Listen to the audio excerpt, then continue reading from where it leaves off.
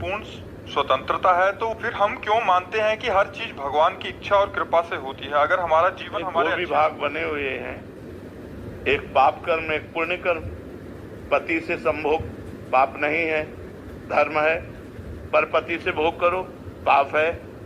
जबान मिली है, अच्छा भोजन पाओ, निष्पाप है। मांस मछली खाओ, पाप है। तो डिपार्टमेंट दो कर दिए गए हैं ना जगत के, तो उसके हिसाब से हमें चलना होगा।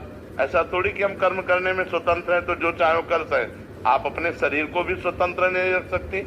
आप अपने शरीर की हत्या करना चाहे अभी रिपोर्ट कर दें, आपको दंड मिलेगा? नहीं मिलेगा, क्योंकि वो सरकारी वस्तु है। तो ये भागवतिक जगत, इसमें दो विभाग हैं, एक बुरा और एक अच्छा।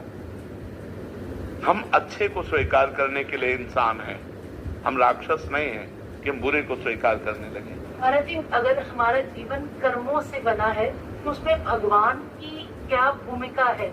हम कहते हैं सब कुछ भगवान की कृपा से होता है, उनकी कृपा के बिना पत्ता भी नहीं हिलता। हमारी अच्छी सोच भी उनसे आती है, तो फिर हमारे तो सबसे पहले आपको किसने, कर्म ने उत्पन्न किया या भगवान ने? भगवान ने। ठीक है। कर्मों का विधान किसने बनाया? भगवान ने। ठीक है।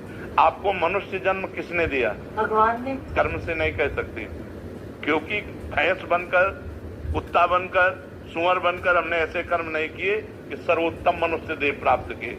इसके लिए आता है शास्त्र में, कबहू का करी करुणा नर देही देत ईश बिनु हेतु सनेही। कभी कृपा करके भगवान मनुष्य शरीर देते। संस्कृति माज बरियाई के पायो मानुष्य देह वृथा कत डार। संस्कृति के चक्र को रोक कर बीच से निकाल लिया और भगवान ने कृपा कर मुझे मनुष्य जन्म दिया, अब अपना उद्धार कर लो। आप यहाँ वृंदावन आए अपने कर्म से नहीं, श्री राधिका कृपा बिनु सबके मनन अगम। किशोरी जी की कृपा से आई। आप साधु संग प्राप्त किए अपने कर्म से नहीं। अब मोह भाव भरोस हनुमंता बिनु हरि कृपा।